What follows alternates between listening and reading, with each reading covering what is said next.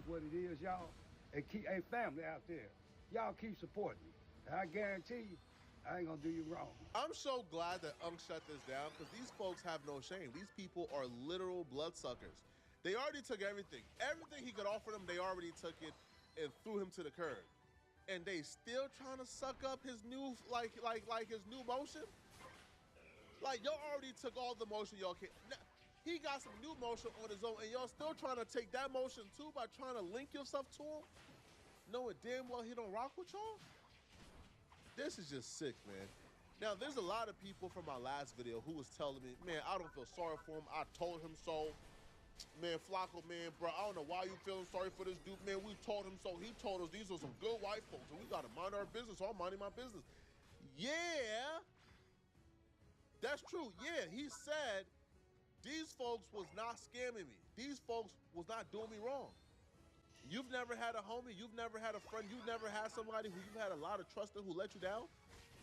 So I'm not taking offense to this man doing that interview with these folks and telling us to mind our business and stop being negative. I'm not taking offense.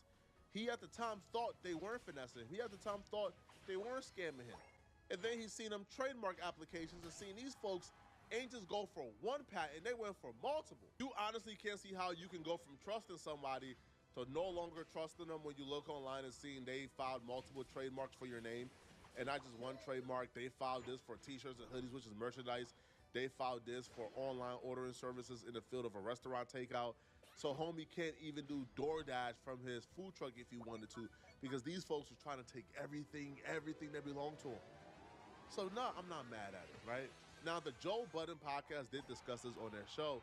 And when they discussed this, you know, they weren't really too empathetic towards Unc. Everybody knew that was going to happen except for Uncle Tendernism. Oh. And then when we tried to tell Uncle Tendernism that this is what was going to happen, he showed out. Yeah. He said, "That's my man. This is my white brother. Them good he would white never people around there. Them is good white That's people. exactly what he said. Us a sick master get a cold and I will get a gold. He old though, you know. Sick, That's what I'm boss. saying. The older people with the good hearts, and they wit who they wit, and that's it. You can't tell them nothing about these He people. come from a different generation anyway, but I feel like no matter what, we will band behind his old ass and we will help him out. But we all knew that was gonna happen. We did. We seen the setup, you know. So Uncle Tendernism, which is the older black gentleman who popularized the Destination Smokehouse restaurant out there in Cali somewhere, and that's a white man that owns it, right? And that white man trademarked the name tenderism. Tenderism, whatever it is. Tenderism. And people tried to tell homeboy, hey, he tried to trademark this 3 different ways without including you. You might want to just be careful. And the older gentleman was like, no, I'm getting paid. That's my man. It's fine. So word on the street is that they've split up. Old Mr. Tendernism is not working with the white man, even though the white man is still publishing videos on his page to make it look like they are. Of course. I have not fact-checked this, but the older gentleman is saying, hey, y'all can follow me on here, which is his own socials now. He's calling himself the original Mr. Tenderism. And he might actually be using tenderism now instead of tendernism. But yeah, he's got people offering to open up restaurants for him out in Houston that he's negotiating currently, and he's showing us all this on his socials. That's good. Hopefully, white boy Roy didn't get the recipe, because once you got the recipe, it's a wrap. That's not true. Not necessarily. The- You can give someone all the recipe in the world. They ain't got the sauce. Right, yeah. And the selling is him. It's him. Bar. It's the fact that he's this older guy doing barbecue. So my word would be he just get himself in another bad deal because he don't know what the he's Fam, doing. once you scale anyway, the man not gonna be at every single restaurant every single night. True. Yeah. So I had to teach somebody how to do what I'm doing. We have to allow grace. I don't think this is a time for, aha, I told you so. I think this is an old dude who got effed over, who got done bad and wrong. Now, all the signs were there. We try to warn him. He shoot us off. But this ain't the time to say, aha, I told you so. No. This is time to use this as a learning lesson. You see what happened to Uncle Tenderism? Don't get your happy ass used like how he got used. It's a learning lesson, but it's not a time to say, aha, I told you so. Or, man, I ain't offering no support. Man, listen, man, when I tried to offer support, he was like, you know, like, mind my business. Nah, man. Now, I don't feel like Unk will get finessed again from my perspective, because I do feel like the team around him is, for the most part, at least smart. Because, and here's how I know they're smart. When Unk announced that he was on his own, he not only announced that they were going to do the restaurant thing, but they also announced he was going to turn it into like a Keith Lee. He was going to be going to different barbecue spots and testing out their barbecue and rating it and showing them how to add more flavor and sauce. So just the very fact that he's now like launching his restaurant, his food truck with an independent series shows me the people around him know what they're doing. And we just got to wait, man. But y'all let me know in the comment section, what do you guys think, man? Do y'all believe that Destination Smokehouse is going to regret getting rid of Unk? Let me know, okay? And if you're still watching this video and you want to watch another good video, click on this video right here somewhere on my screen, here, or here on my screen, and find out what exactly happened at the Marathon Burger that led to somebody getting killed and multiple people getting shot. I'm gonna see you guys in this video somewhere on my screen. If you enjoy my content, click the hype button below this video. Send me a hype to my videos. Hypes are how you push my videos in the algorithm for me. So if you support me, please send me a hype. I really appreciate it. You get 3 hypes a week. I'm gonna see you guys in this Marathon Burger video. I'm out of here, folks. Peace.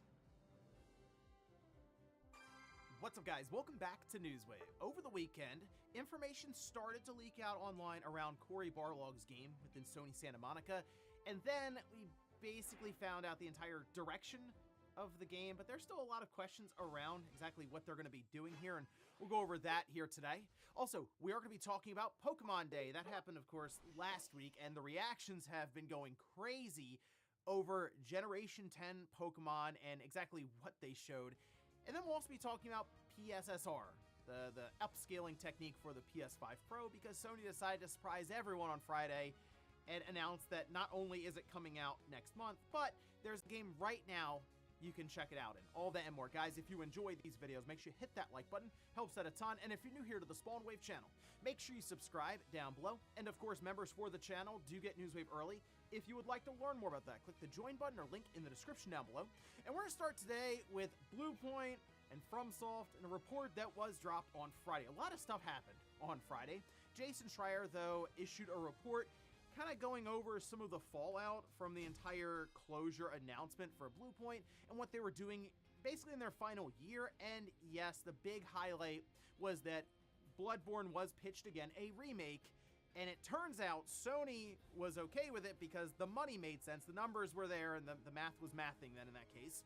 But FromSoft said no, and this has now led to a newfound speculation, because before it was, okay, was it Sony or FromSoft holding it up? Well, apparently it's FromSoft, so why is that? And that's kind of where we are now, with some thinking that, okay, well, maybe FromSoft wasn't as thrilled with what Bluepoint did with Demon Souls, or maybe as a studio, they want to make sure they are laser focused on working to put out a Bloodborne remake and not necessarily pass it off completely to Bluepoint. Either way, though, at least we know those details, but at this time, Bluepoint seems to still be heading for closure. I say seems because one other part of that article did mention that other publishers are calling about Bluepoint, so who knows what could happen going into March, but we will have to keep our eyes on this one. Also, the Marathon Server Slam did happen over the weekend, and we, of course, were able to see how the numbers were going on SteamDB, and that was a pretty big talking point. A lot of debate around how well Marathon did for a number of reasons. So, for example, you can see over on SteamDB now, it's sitting at, okay, 55,000 people playing at the Server Slam. It did peak all time at 143,000 people, and this is kind of similar if you look at it to Arc Raiders, how their initial beta went when they were leading up to launch. And the thing with this is people are looking more or less at the bounce rate, so people who play it and then stop playing it and don't necessarily come back, so that say that all-time peak is reached again a day or two later, specifically over the weekend.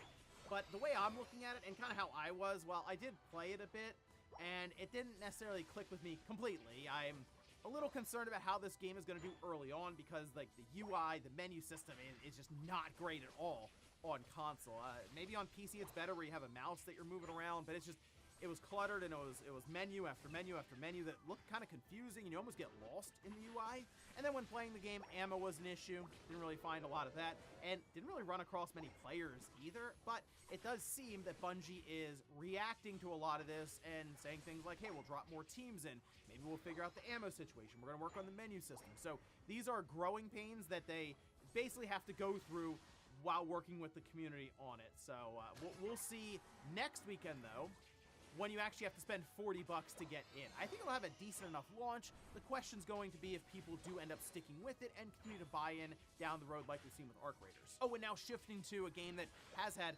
big-time success on Steam DB, and that's Resident Evil Requiem, which has had just a massive launch outright, as it was selling out physically at major retailers for the different consoles with PlayStation, Xbox, and Switch 2. And if you look over on Steam, it had an all-time peak concurrent of 344,000 users. I'm thinking Capcom's gonna announce numbers for this thing pretty soon, and I think it's gonna be pretty big, like several millions of copies. So, I mean, look, the game is great. I'm playing through it. I'm more than halfway through now, and I'm gonna be wrapping it up here in the next day or two, because when I sit down and play it, it is one of those games that grabs you and just you'll lose a couple of hours in one sitting without even really thinking about it, and I'm having a blast. So, hey, good news there for Resident Evil Requiem. Probably one of the best Resident Evils that Capcom's released in quite some time. So it's good to see at least the market is saying the same thing. And guys, with some of the quick news out of the way, let's get into the bigger stuff. Let's start right away with Cory Barlog's secret game, because it does appear that it has leaked early. And I say leaked early because apparently it's going to be shown around the E3, the summer Game Fest time. So we're thinking May, June, July, somewhere in there. We're not too far off. But what really sparked this whole thing, kicked it all off, was a LinkedIn post that was spotted and then posted over on Reset Area, you can see.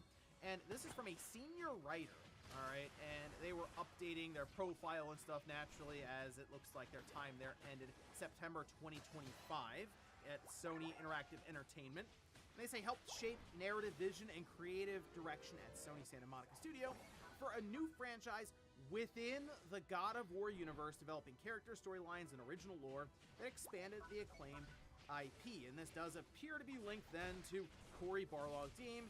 And we already heard, according to Jason Schreier, it was a game that would feel like a new IP, but wasn't. As in, it is based in a world that Sony Santa Monica, I guess, has worked in before. And there's two. There's God of War and there's Connecticut. And as much as I thought it would have been fun to see them try to do something in Connecticut, the obvious move would have been, let's continue to build out God of War, which has only gotten bigger and bigger with each release, mainline release anyway. Certainly what's happened here with the Norse saga, how things have just skyrocketed for this franchise. Now we have the trilogy remake coming up, and with Cory Barlog also apparently telling some kind of original story within this universe. People started to speculate like crazy as to what direction would he take it, who would be the main character. Well, then Nate decided to just randomly show up and say, okay, here we go. The game is set within the God of War universe, and the lead character will be Faye. Gameplay is said to differ from the Norse God of War games with more of a focus on action. The current plan, reveal this year, release first half of 2027, barring any delay, and obviously that can happen. This is the way it is with game development. It's very fluid. And certainly with a game like this coming out of Sony Santa Monica, they have a certain quality level that they want to hit before they do end up going gold and then releasing it. Sometimes even then they push it back an extra month or two. We've seen it multiple times. But the big focus now, of course, Faye would be the main character. And that was one of the characters that people were speculating on that would have at least a path to having an entire game that makes sense to tell their story. So Faye is Kratos' wife, and I'll let you play God of War 2018 and Ragnarok if you have not yet, but long story short, there is actually a pretty large gap in time that could be filled in with Faye as the main character and you playing through it. And here's the thing with Faye, she's a giant, and she is a strong warrior who actually had the Leviathan axe before Kratos.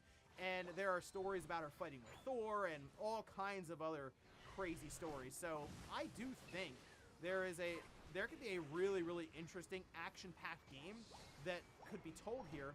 And I wonder about the gameplay changes, because the Norse saga is much more personal, up close, over-the-shoulder kind of action. It's slower, I'd say, than what we had with the Greek saga.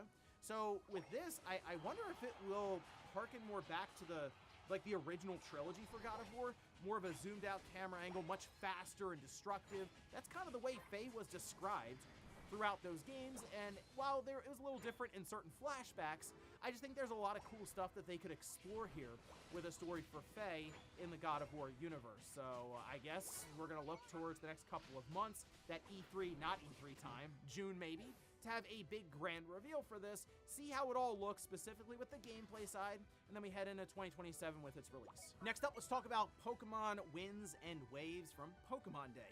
Now, there was a lot of stuff that was announced there, and clearly the big thing coming out of it that people want to discuss is Gen 10, but I wanted to quickly go over basically all the stuff that was announced there briefly, and then spend a little bit of time here on Gen 10. So let's start from the top, which I did like the opening.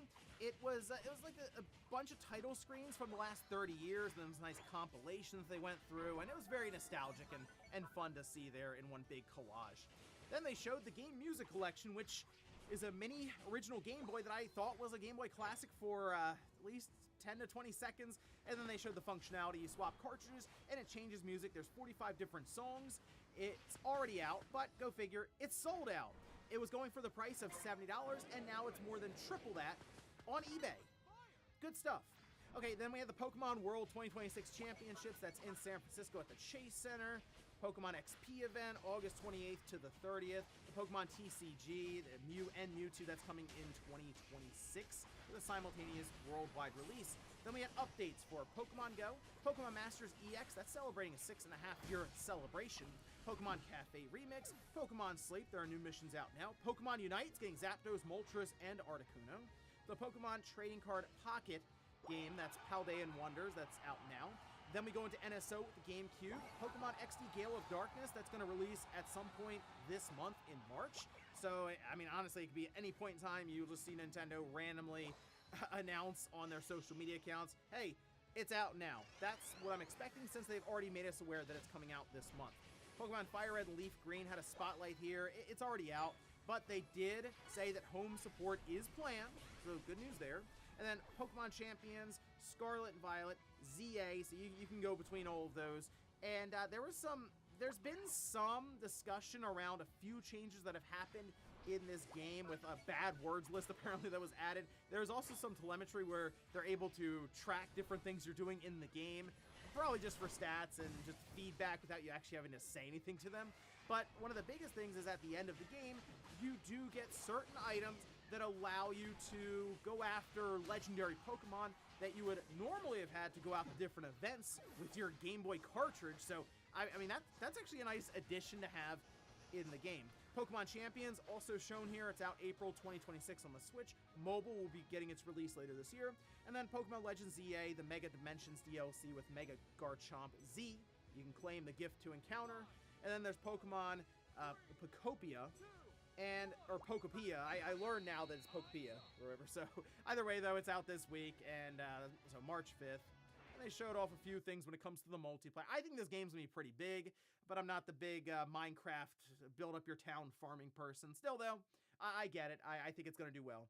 But then Pokemon Winds and Waves closed out. They showed the 3 starters: Brout, Pombon, Gekwa. I'm trying to still figure out who I'm going with. I know a lot of people are looking at the Fire Dog, but Brout just looks annoyed, and that seems like the kind of energy I'd want for my entire journey there.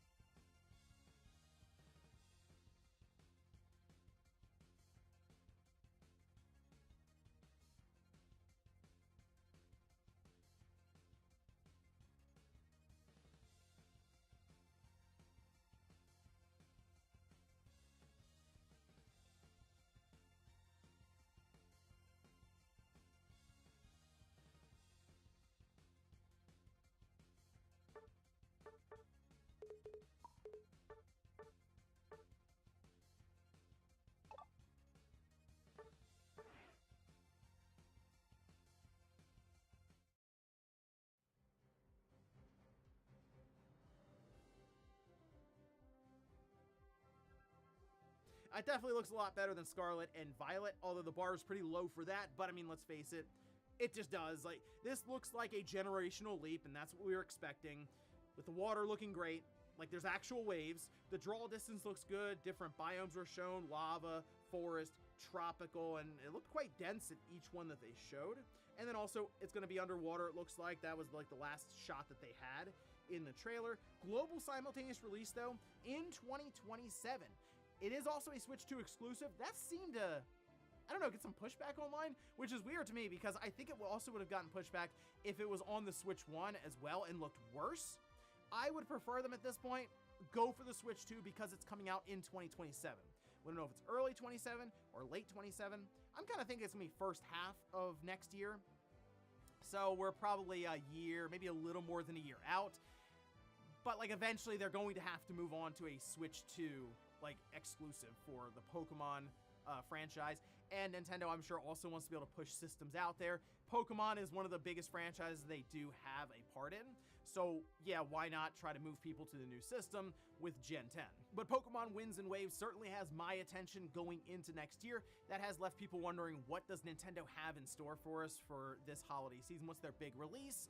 I think they'll have that one covered, and I'm still looking right now at Mario Day, just in case Nintendo has a bit of a surprise for us there, because I do feel like there will be a 3D Mario that will hold up their holiday season at the end of 2026, but we'll have to wait and see for that one. Next up, let's talk about PSSR 2.0. Although Sony's not calling it 2.0, they're just calling it Enhanced PSSR, which is their PlayStation Spectral Super Resolution, or their advanced upscaling technique specifically used in the PlayStation 5 Pro. We've heard that there is an update coming at some point in 2026, but they decided to surprise us a bit here because there is a game that's out right now that is using this new upscaling or upgraded upscaling technique, and it's like the hottest game currently as well. Let's take a look though. This is over on PlayStation Blog. Mark Cerny put this out there saying, today we're excited to announce that an upgraded version of PSSR will be rolling out globally to PS5 Pro players in the coming weeks. We are happy to share that Resident Evil Requiem shipping today is the first title to use this more advanced PSSR, which is helping to keep both frame rate and image quality high. We look forward to more news in March when multiple existing games upgrade to the improved PSSR. There will also be a system software update at that time. Selecting enhanced PSSR image quality in settings on PS5 Pro will allow you to experience the new PSSR with any PS5 Pro games that currently support PSSR. Once the system update releases next month, try it and see. Some games may have noticeably crisper graphics. Mark Cerny really likes the word crisper. He says that a lot. But, I mean, I guess if you look at the image quality, yeah, Resident Evil Requiem looks crisper, or crisp. It's a very clean and sharp looking game. I think sharp is probably the word I would use to really describe it, but the noticeable difference I think is more so with the hair. So they have like the hair strand technology they use with the PS5 Pro, and you'll just see strands of hair flowing around. And PSSR, as they showed in the images in its original form, we'll say 1.0, did struggle with that, and it looked kind of blurred and choppy, whereas now with this newer enhanced PSSR, it looks a lot better. And here's the thing, the entire image itself looks really, really good. So it's something you do have to see in person, obviously, and PSSR has had a lot of growing pains to where, I'll admit, at times you look at the PS5 Pro and you go, I don't know why this thing exists, other than what we're seeing now, which is them to work on it with the help of early adopters. Yes, if you have one, sorry, you're an early adopter. And then eventually get to a position where it is in a good spot, and it shows off games like Resident Evil Requiem very, very well. I mean, it looks super impressive in action. And then when we go up to the PlayStation 6, I would assume, as we have, they say, 50 or so PSSR games that will be enhanced from this, it'll just be across the board, as that will be something that's baked into every single system. Not just, I mean, I don't say a handful of PS5 Pros, but a small section of the PlayStation user base at this time who have PS5 Pro systems. So I guess a nice little preview or window, a look into what could be possible for next generation, but it's pretty impressive. And I'll be curious to see the effects of the enhanced PSSR on other games as we get later into March when they push that update. And in our last bit of news, we're going back to God of War, but not the God of War games, the God of War Amazon series, because an image went out that apparently is our first look on set or of production for the series, and there have been some concerns around the idea of it being live action and not just animated, because obviously animators have more control over how everything looks. Well, here's the image that was put out, and it looks off. It looks very strange, and it's not just me who thought that, because everyone's looking at this going, hold on, is this even real? People are saying, oh, it looks like a bad cosplay. Some are saying it looks AI generated, and you know it's bad when that's the case. And you know what? It very well could be, because it's Amazon, it's Prime Video, it's them just putting out marketing, and maybe they're thinking, oh, we have their likenesses, we might be able to say, or ask AI, put them as Kratos and Atreus in a forest setting while he's aiming up, you know what I mean, like prompt that up. But we don't have confirmation that it is AI. However, that's not exactly great for the image they put out when people jump to that conclusion. However, when I look at Kratos, and this is Ryan Hurst, okay, he did respond, we'll get to that in a second, but the beard doesn't look as thick, I guess, as it should, and his expression, he almost looks, I don't know, a mixture of confused and concerned, whereas Kratos just looks very scorned usually. He also has yellow eyes, and almost his entire face comes to a point right in front of him, so it doesn't look right. I mean, I think Atreus just looks a little too young here, although they can play around with the age and time period and stuff, I'm sure. So this could be jumping around in the timeline and stuff for the show even. And it's strange because Ryan Hurst responded, who was playing Kratos, and he said, don't believe everything you see on the internet, kids. I don't really know how to respond to that because this is from Amazon's Prime Video account.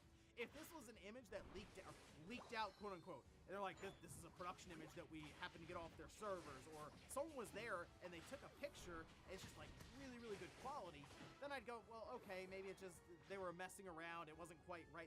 This is an official thing that they put out. There's an entire press release that goes along with this. They have a high resolution image you can download off of their press site. So I don't know what you're supposed to believe here because it's from Amazon. So maybe the situation of it's going to look better in motion than in a still, but not a lot of confidence now after seeing this. So here's hoping they put out maybe some additional shots, because that can be done in the more immediate. It's going to be a bit until I think we get to the official trailer, and maybe that can work to alleviate some of the concerns around people who say it should have just been animated in the first place. And before we go to the comment of the day, take a look at the poll that I posted up yesterday, where I asked, have you played Bloodborne? 55% say no, 45% say yes. And here's the thing, I do think there are a lot of people who may even look into it if there was a Bloodborne remake, because on the PS5, it's locked at 30, and you know, obviously they could lift the frame rate cap and immediately be 60 frames. I mean, in its state at that resolution, it might be 120. Although the game logic could be broken by frame rate, it's hard to say. I know there are mods and emulation that does run at a higher frame rate, but realistically, if they're not going to do a remake, I still think the best thing they could do is like a patch to lift the frame cap, or even like a very quick remaster. I think is something where, yes, FromSoft and Sony need to eventually come to terms and figure it out, whatever is holding it up, get that sorted, and then do a big release for it with a full remake and put a lot of resources into it, because I do think it could be a game that, yes, ends up on the PlayStation 6 years and years into the future, but there'll probably be a lot of people who go, I guess I'm buying a PS6. And we'll finish up with the comments of the day, as you're seeing here. This is from Tenno Swords, who says, you don't have to be remotely smart to figure this out. The second Steam set, they're putting a box under your TV. And Xbox said their next box will also have Steam. PlayStation to PC ports were absolutely done. I'm sure that was something that was kicked around as, hey, if we keep moving these games to PC, the Steam box will play them. The next Xbox that runs Windows that can run Steam will play them. What does that mean for our brand and our image? Yeah, I get that. But I actually think the biggest thing, the top of the board in the meeting room, is eventually we have to compare ourselves to ourselves. The PS5 generation is going to be very difficult to overcome if we can't reach the same number of consoles sold, and it's a good chance that the PS6 is not going to be a cheap system. As in, I mean, $600 I think at this point would be impressive for them to get it to, but I think it's going to be close to that PS5 Pro territory for price. Like $700 might be what it launches at without a disc drive. So they have to do a lot to compel people to buy into it, whether it's upgrading from the PS5, which they want to move people to it, or get people to buy in for the first time into their ecosystem. And a lot of that's going to come down to this box has games that none of the other boxes do. So I think that's where Sony is now, realizing they need to do that and continue to keep their user base high, because yeah, they can also make a lot of money off of live service games like Fortnite, but they need a significant number of people playing Fortnite or some of these other live service games on their box, in their ecosystem, to make that happen. So yeah, exclusives seems to be Sony's strategy, I think, going forward. And ladies and gentlemen, that's going to do it here for Newswave. If you enjoyed this video, guys, hit that like button. If not, hit the dislike. Leave comments down below, but everything we talked about here. Hello, beautiful people. It's Mai here from Nintendo Life, and today we're reviewing Pokemon Pokopia on the Nintendo Switch 2. This review was originally written by the lovely Alana Hakes and made into a video by yours truly. I am genuinely excited to see what Pokemon Pokopia is all about, so without further ado, let's get stuck in.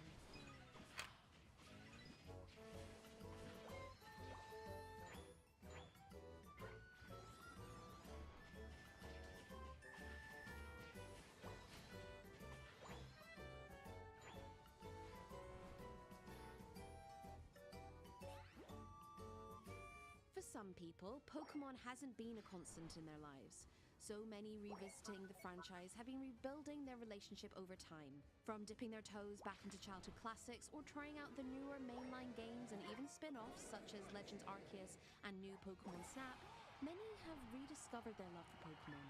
From Pokemon Pokopia, Koei Tecmo's Omega Force and members of the Dragon Quest Builders 2 team have possibly given us another one to love. Pokopia turns the act of rebuilding a life, rebuilding a world, into a complete joy, a cathartic, calming experience that, even with some teething problems, is one of the most robust and enticing Pokemon games ever. In Pokopia, you're not just rebuilding the world to make it look nice, though that is part of it. You're doing it for the Pokemon. And you're not just collecting them all like numbers in a Pokedex, you're finding out where they like to live, what they like to eat, and how their abilities help make the world a better place. Collecting Mons has long been the main draw of the series to us, but this game adds a layer of warmth to the whole process and feels fresh and exciting. The whole point of the game is to build environments to attract these pocket monsters back in the hopes of finding out just what on earth has happened.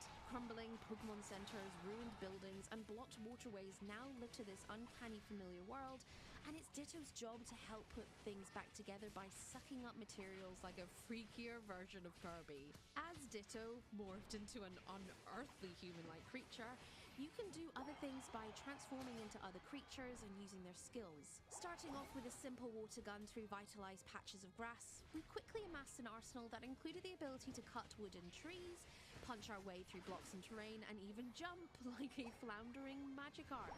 No daft transformation there though, sorry.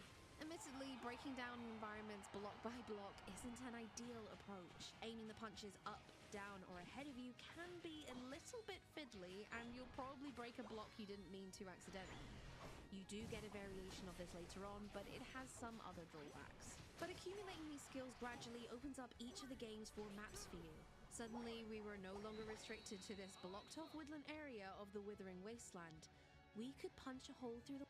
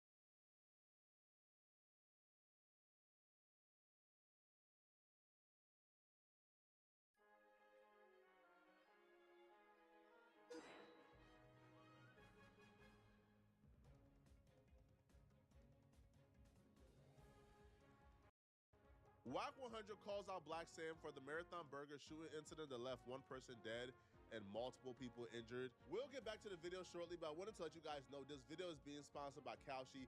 Kalshi is an app where you can make money predicting current events. I put money on what the weather is gonna be every day on Kalshi. I check the weather app when I wake up. And really all I do is I look at what the highest temperature is gonna be for the day. Then I go on Kalshi and place a prediction on what I think the highest temperature is gonna be for the day. I'll say probably 7 out of 10 times my weather prediction hits. Sometimes it doesn't hit. But if you wanna get paid by predicting weather on a daily basis, you can do so on Kalshi by clicking the link in my description and downloading the app and using code FLACO to get $10 on your first deposit. Initially, Wack will call out Black Sam for what he says Black Sam is bringing unnecessary negative attention to the Marathon Burger grand openings. The first incident he will point to is this incident with Rockstar 2800, where Black Sam is going off on Rockstar 2800, who came to get a burger from Marathon Burger because Rockstar apparently had conversations with Wack 100 on Clubhouse, and Black Sam felt like, you know, Rockstar being a friend of Nipsey Hussle shouldn't be talking to Wack 100. Wack will point out that Black Sam thought it was so crucial and so important to call out Rockstar 2800 in the moment and bring that much attention and chaos to the grand opening because he spoke to Wack.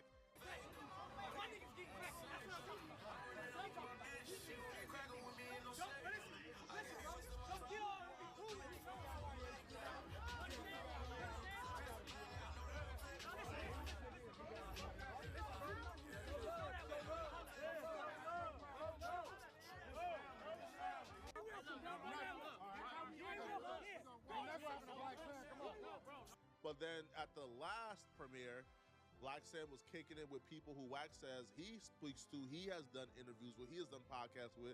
So what's the difference, right? Wack will call Black Sam a hypocrite for that. So for the very same thing, he escorted Crackstar across the street on him. But talking to me. P Nice talks to me. He just did a podcast.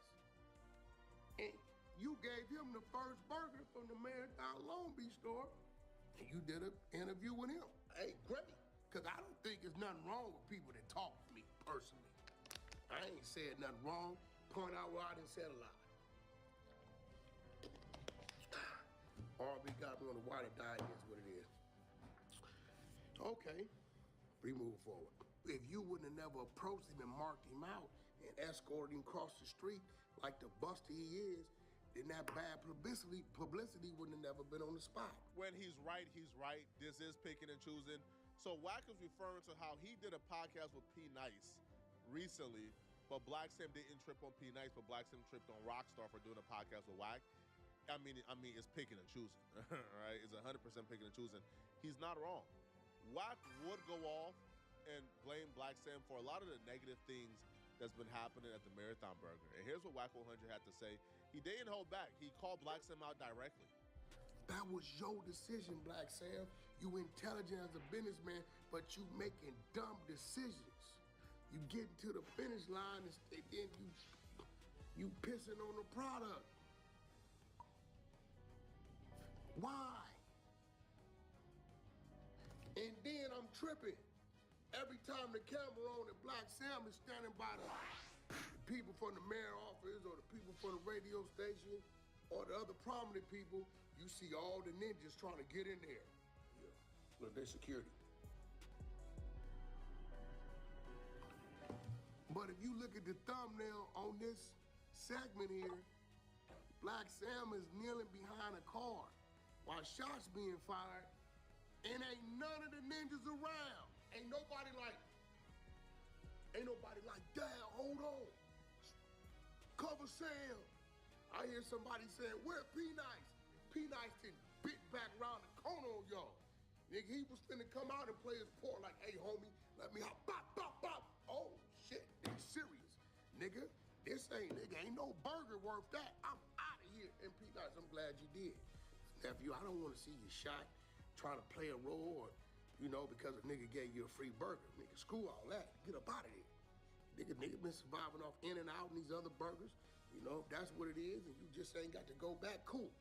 Or you can just Uber Eats it. You know what I'm saying? You know, decision making.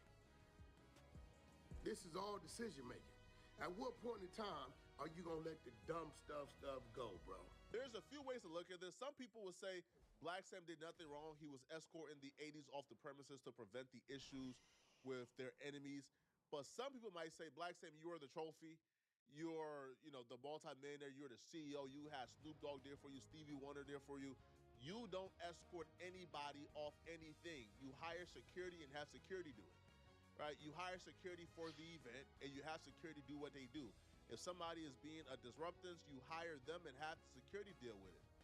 You don't deal with it personally. You don't gather up or rally a troop of guys and then offer to escort rowdy gangbangers who are actively in a hostile incident off the premises to safety. You don't do it, right? You stay out the way. So, I think that's a fair comparison, but I also think if somebody wanted to say, hey, Black Sam was just trying to keep the peace, that's also fair as well. Now, Wack 100 will call out Black Sam for what he said during the P. Nice interview, which he would also say it doesn't fall in line with the message and the brand that Black Sam is trying to portray. Black Sam is trying to portray this, we done elevated, right? We're trying to be moguls now.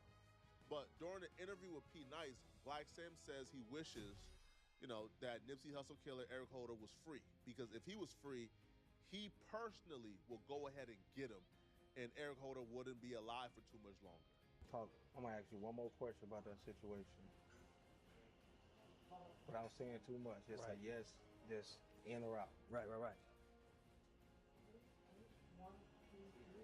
The who did it to your brother, would you rather him went to jail or stayed on the streets? I think you know that, bro. You know that answer. Yeah. Definitely, you asked it, so it's like I have to answer that question because I hope I gotta say streets. That's it. I ain't gotta go into detail. I'm gonna go into detail just because I would hope people know the answer to that. Yeah. Like me, I'm 1,000% wish the man was still out here. Right. Because the nigga have been X'd out. But whether to go solo. Right. Broad day and go sit down and do all day. That'd have been the best time I could do in my life. I'm waking up every day. People ask me, would you have changed the decision? No. I don't know why they think Eric Holder ain't got a family, homie. Everybody got a family, homie. Uncles and brothers and relatives, homies. Nigga, rolling 60s is divided. Nigga, there's some 6-0s over there still with shitty. It's a fact. It's some 6-0s over there that didn't really care about Nip and vice versa. So when you sit here and say, yeah, I wish he was out because you know what time it is. Bro, why would you say such a thing at such a grand event? You know what I would have had done to him.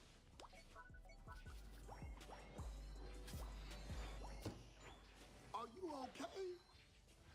Even if that is real and the truth, why are you insinuating these things at such a grand event?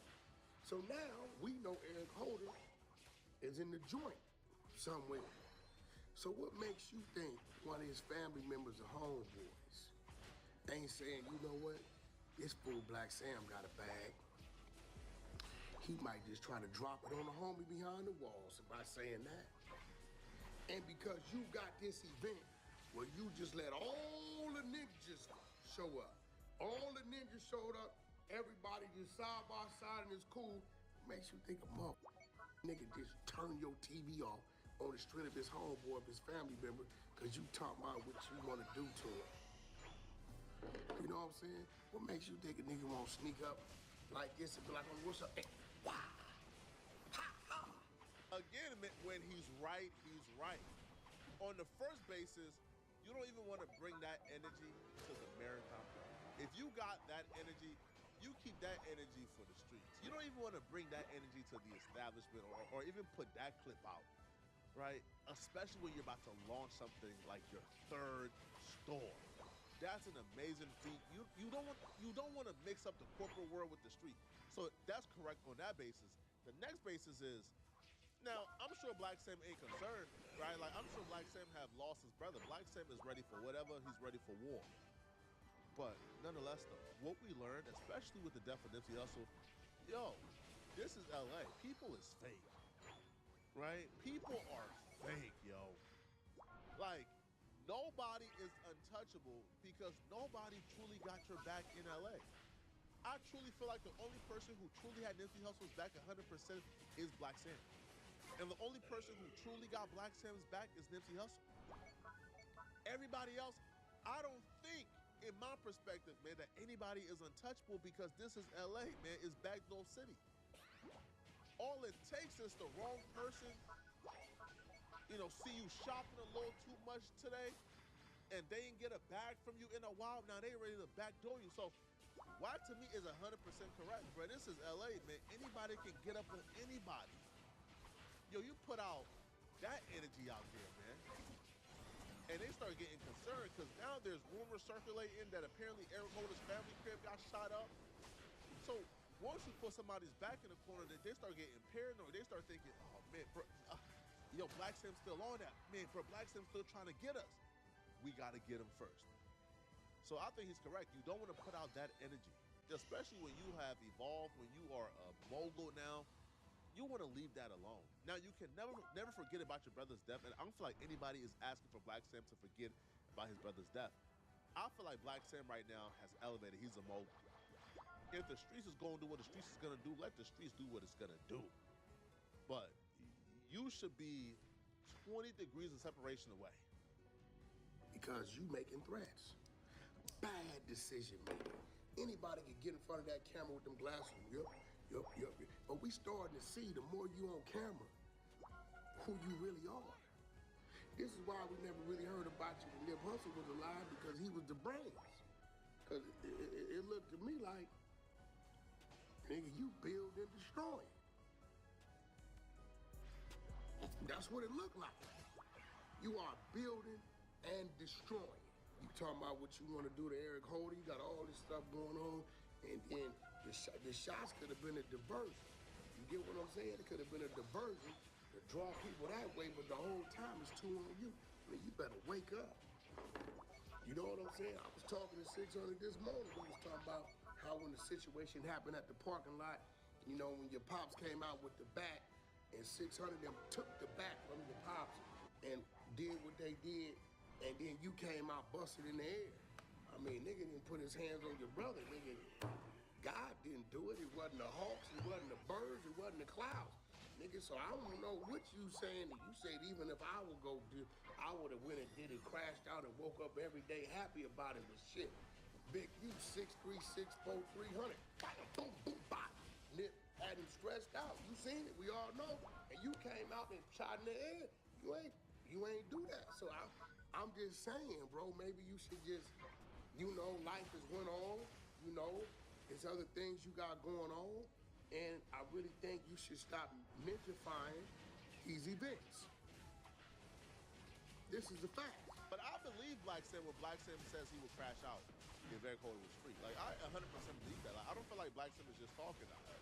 Like, I think Black Sam would 100% crash out on Eric Holder if Eric Holder was free. I do believe that with all my might. Now, what happened with Big U, Black Sam, and Nipsey, I don't know. I wasn't there. Wack would know more about that than me, but y'all let me know in the comment section, do you guys have a problem with the crowd? He survived in headshot at Marathon Burger? Oh, pray for the city, man. The Hoovers ain't gonna play with them. We got an update on the Marathon Burger shooting that left one person dead and others critically injured, and it's worse than I thought. We'll get back to the video shortly, but I wanted to let you guys know this video is being sponsored by Kalshi. Kalshi is an app where you can make money predicting current events. I put money on what the weather is gonna be every day on Kalshi. I check the weather app when I wake up. And really all I do is I look at what the highest temperature is gonna be for the day. Then I go on Kalshi and place a prediction on what I think the highest temperature is gonna be for the day. I'll say probably 7 out of 10 times my weather prediction hits. Sometimes it doesn't hit. But if you want to get paid by predicting weather on a daily basis, you can do so on Kalshi by clicking the link in my description and downloading the app and using code FLACO to get $10 on your first deposit. Immediately after the incident, Black Sam did everything he could to take to social media to try to dispel the rumors, try to distance the Marathon Burger from what happened. Man, I don't know what talking about on the internet, man. We in here cooking. We in here cooking fries, burgers. I'm in my right here with my Scroogey. Come on, man. Get out of here, man. Come on, man. We in here, man. Hold on, we fully loaded. Fully loaded. We got my Stevie Wonder in the building.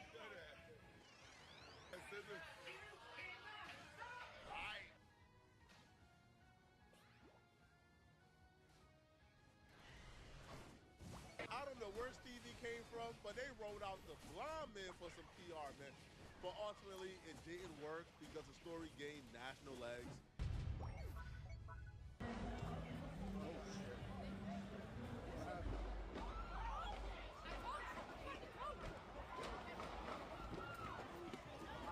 Shots are being fired right now.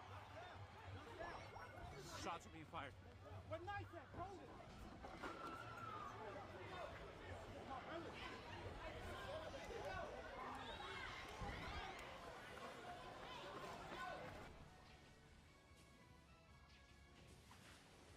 This is a terrible look. The grand opening of your restaurant and your burger joint ends up in a TMZ article in bold letters. Shots rang out at Marathon Burger. Now, you West Coast niggas got no shame. Y'all got absolutely no shame whatsoever because a lot of y'all don't even have pride in who you guys are. So y'all don't care about disgracing your last name. So a lot of y'all see this and feel nothing. But Black Sam is somebody who cares about his last name. It's a powerful last name. So the fact that he's ducking behind cars as a multi-millionaire CEO because he chooses to conduct himself and to be around the people, he chooses to humble himself and still come around y'all, y'all should be embarrassed, man. Embarrassed. Now, the one positive coming out of this situation